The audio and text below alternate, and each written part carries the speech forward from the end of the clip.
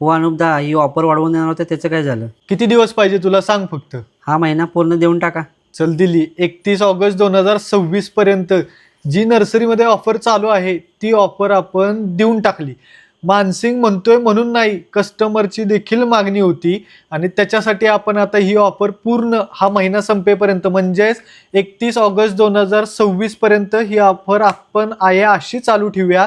ह्या ऑफरचा जास्तीत जास्त लोकांनी फायदा करून घ्या. याच्यामध्ये दोन्ही ऑफर चालू आहेत. झाडांच्या खरेदीवरती 20% पर्यंत, तसंच कुंड्यांच्या खरेदीवरती हमखास 15%.